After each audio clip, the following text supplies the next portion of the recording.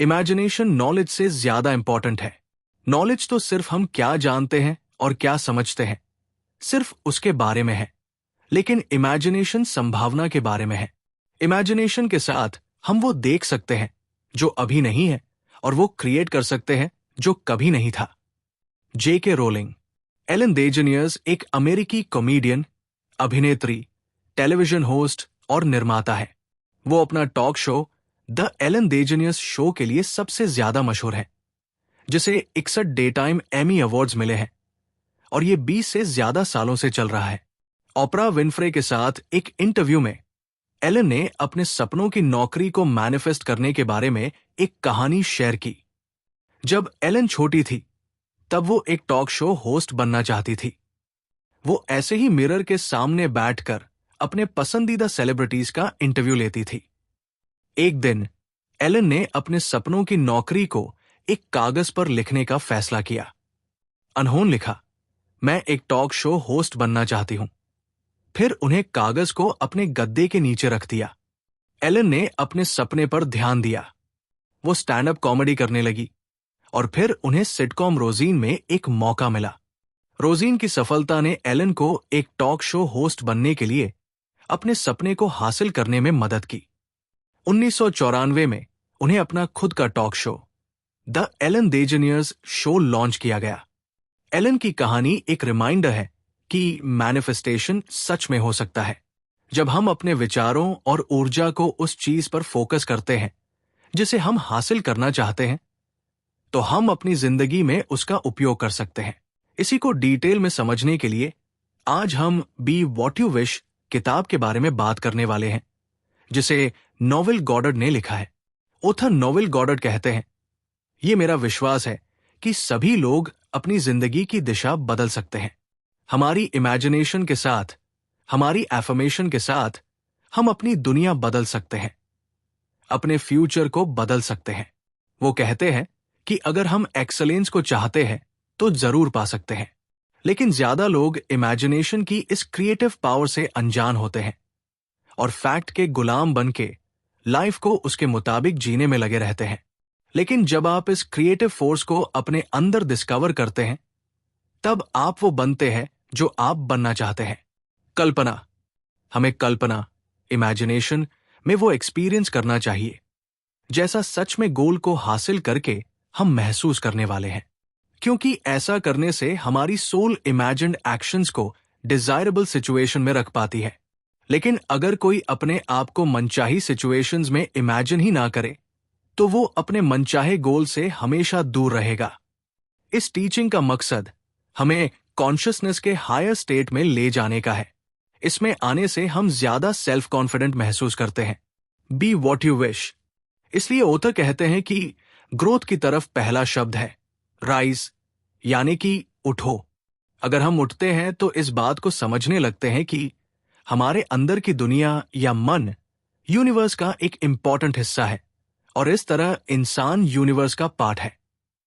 Universe की जंजीर की एक कड़ी की तरह है। जैसे जैसे हम अपने बारे में ज्यादा अवेयर होने लगते हैं, वैसे वैसे हमारी बाहरी दुनिया भी ग्रो होने लगती है। इस तरह अपने थॉट्स, फीलिंग्स और गोल के बारे में क्लियर रहने वाले की प्रेयर एक्सेप्ट की जाती है। अपनी आज की कंडीशन को बदलने के लिए हमें अपने कॉन्शियस लेवल को ऊंचे से ऊंचा उठाना चाहिए, और ये ग्रोथ इस तरह से महसूस करने से होती है कि मेरे पास वो सब पहले से ही मौजूद है जो मैं चाहता हूं। मतलब विश पूरी होने की फीलिंग आज की कंडीशन को बदलने के लिए हमें कॉन्शियसनेस के हाईएस्ट लेवल तक उठना होगा, क्योंकि सब कुछ हमारा अपने लिए बिहेवियर पर डिपेंड करता है। इसलिए अपनी लाइफ में जो सच होने में हम विश्वास करते, वो रियल लाइफ में भी होता है। कॉन्शियसनेस के हायर लेवल तक उठने के लिए हमें अपना पैशन डेवलप करना जरूरी है। रियलिटी में एक शांत इंसान का अपने मूड पर पूरा कंट्रोल होता है और वो जानते हैं कि सेल्फ थॉट्स, फीलिंग्स और सेल्फ टॉकिंग सबसे जरूरी है। हम अपने आप में जिस आइडियल इंसान को देखते हैं और बनाना चाहते हैं, वो रियल लाइफ में आने के लिए तैयार है। लेकिन अगर हम वैसा बनने के लिए जरूरी थॉट्स, फीलिंग्स और एक्शन नहीं लेंगे, तो शायद हम रियलिटी में अपने आइडियल ना बन पाए। इसलिए खुद पर अपने गोल अचीव करने के लिए विश्वास करके इस तरह सोचना चाहिए कि गोल चाहे कितना भी अनरियलिस्टिक लग रहा हो, लेकिन ये रील है और मैं इसे रील बना के रहूंगा। सेल्फ कंट्रोल्ड लोग ऐसा ही करते हैं। वो खुद को और दूसरों को सिर्फ ऐसे देखने की बजाय जैसे वो है वैसे देखते हैं, जैसा वो चाहते हैं वैसा ही सुनने पर फोकस करते हैं। जो अपने गोल को पूरा करने के लिए सुनना चाहते हैं वो सिर्फ अच्छा देखते हैं और सुनते हैं, क्योंकि वो सच को जानते हैं कि कुछ भी इम्पॉसिबल नहीं है। Be what you wish book. जैसा हम इमेजिनेशन में दुनिया को देखते हैं, असली में ये वही है। फैक्ट्स नहीं, बल्कि इमेजिनेशन हमारी लाइफ को आकार देती है।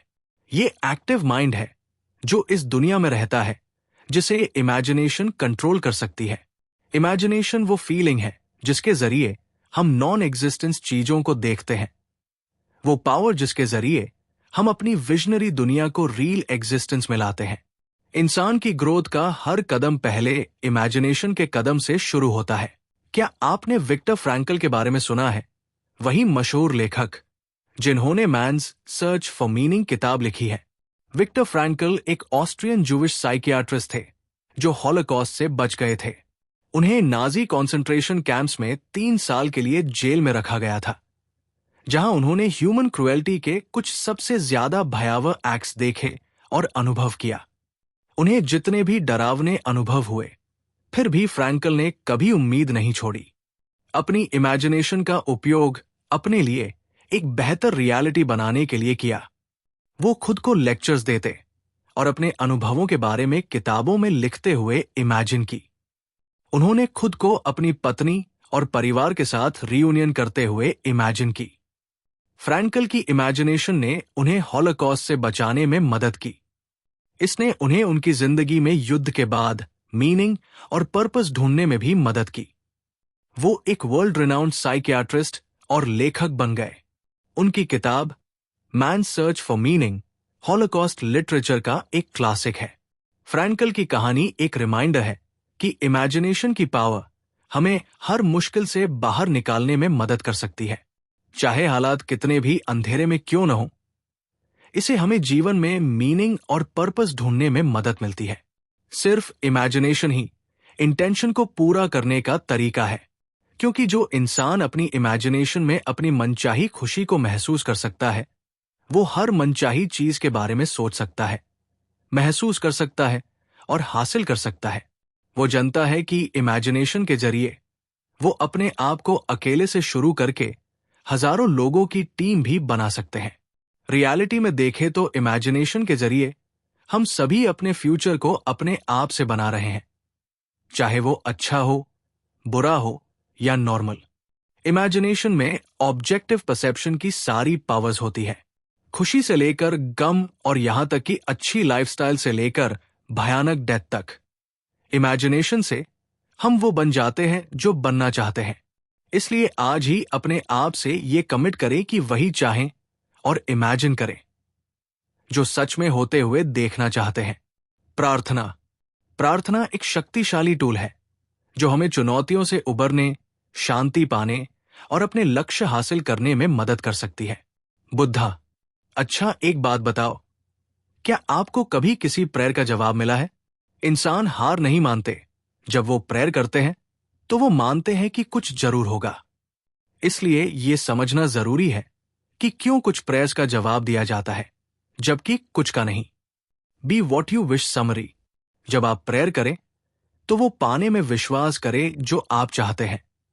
ऐसा करने से उसे हासिल करेंगे। विश्वास ही है जो आप पहले हासिल करते हैं। हमारी सवालों का जवाब तब तक नहीं दिया जाता जब तक हम ये विश्वास न करें कि उनका जवाब दिया जाएगा। पूरी दुनिया कुछ रूल्स या प्रिंसिपल्स से बनी है, फिर भी कई लोग प्रेयर और उसके जवाब के बीच कोई रिलेशन नहीं देख पाते।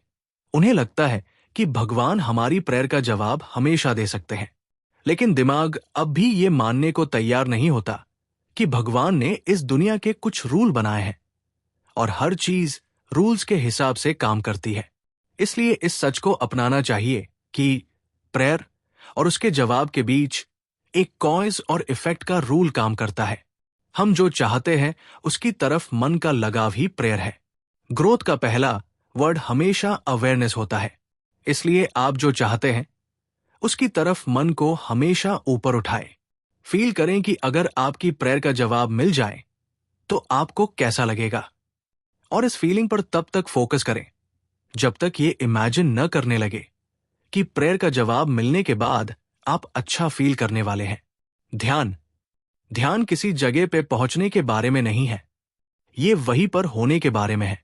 थिच नाथ ओथ कहते हैं कि बहुत से लोग मुझे कहते हैं कि वो मेडिटेशन नहीं कर सकते, लेकिन कुछ टाइम ट्राई करने के बाद वो पियानो बजाने लगते हैं। Be what you wish Hindi. Meditation भी एक तरह की आर्ट की तरह है, जिसमें अच्छे रिजल्ट पाने के लिए प्रैक्टिस की जरूरत होती है। एग्जाम्पल के लिए, पियानो बजाने वाले को लगता है कि अगर वो एक दिन की प्रैक्टिस को भी मिस कर देता है तो शो में बेस्ट परफॉर्म करना मुश्किल हो सकता है। अगर एक महीना परफॉर्म नहीं कर पाया तो जूनियर भी उससे आगे निकल सकते हैं। ऐसा मेडिटेशन के साथ भी सच है। अगर हम डेली इस हैबिट को खुशी से प्रैक्टिस करते हैं तो इसे एक अच्छी आर्ट की तरह डेवलप कर सकते हैं। डिक्शनरीज मेडिटेशन को फोकस की तरह डिफाइन करती है। मेडिटेशन का मीनिंगफुल तरीका एक कंट्रोल इमेजिनेशन है। इसके लिए एक स्पेसिफिक थॉट पर तब तक ध्यान दे जब तक कि वो मन को पूरी तरह भर न दे और कॉन्शियसनेस से दूसरे अननेसेसरी थॉट्स को बाहर न कर दे। अगर ध्यान भटकता है तो उस थॉट्स पर दोबारा वापस आएं और ऐसा बार बार करें जब तक मेडिटेशन मनचाहे थॉट्स पर फिक्स ना हो जाए। मेडिटेशन में प्रेयर की तरह ही साइलेंस जरूरी है, इसलिए मेडिटेशन के समय साइलेंस बनाए रखें, क्योंकि वही सबसे बड़े राज छिपे होते हैं।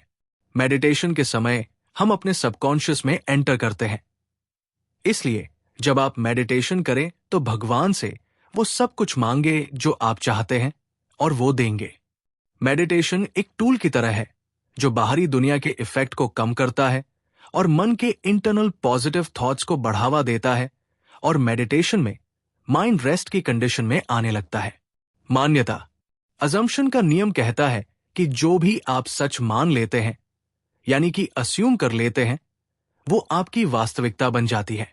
नोवेल गॉडर्ड ओथ बताते हैं कि 2 लीडिंग यूनिवर्सिटीज में रिसेंटली मान्यताओं अजम्पशंस पर किए गए एक्सपेरिमेंट्स के बारे में इस बड़े सच के बारे में पता चला कि जब आप किसी चीज को देखते हैं तो वो क्या है उस पर डिपेंड नहीं करता कि बल्कि इस बात पर डिपेंड है करता है कि आप उसे क्या देखना चाहते हैं या उसके बारे में क्या अनुमान लगाते हैं।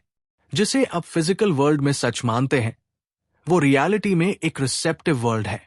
किसी चीज से आपका पर्टिकुलर रिलेशन उस चीज के रिलेशन में आपकी फीलिंग्स को इन्फ्लुएंस करता है। Be what you wish English. ज्यादातर लोग बाहरी दुनिया की रियलिटी में विश्वास करते हैं क्योंकि वो इस सीक्रेट को नहीं जानते कि एक्सटर्नल वर्ल्ड, भगवान और हमारी इनर पावर का ही रिजल्ट है। इसके लिए माइंड और उसके इफेक्ट को समझना चाहिए और सिर्फ हमें उस कंडीशन पर फोकस करना चाहिए जो हम डिजायरेबल सेंस से देखना चाहते हैं। जब हमारी डिजायर्स रियलिटी की तरफ बढ़ने लगती है, जब इसे हासिल करने के लिए थॉट्स नेचुरली प्रोड्यूस होने लगती है, तो हमें अपनी जिंदगी में मनचाही कंडीशन को सच बनाने का मौका मिल जाता है। इसलिए हर किसी को अपने मेडिटेशन के दौरान कंट्रोल करने और मनचाही कंडीशन पर फोकस करने के लिए अपनी कैपेसिटी के अकॉर्डिंग सबसे बेस्ट प्रैक्टिस ढूंढनी चाहिए। ओथ कहते हैं कि मैं अपने आप को सबसे अच्छी कंडीशन में तब पाता हूं जब मेडिटेशन की कंडीशन में होता हूं, क्योंकि ये एक ऐसी कंडीशन है जिसमें मैं नेचुरली अपनी इमेजिनेशन को कंट्रोल करता हूं और मेंटल डिजायर पर अपना फोकस करने के कैपेबल होता हूं।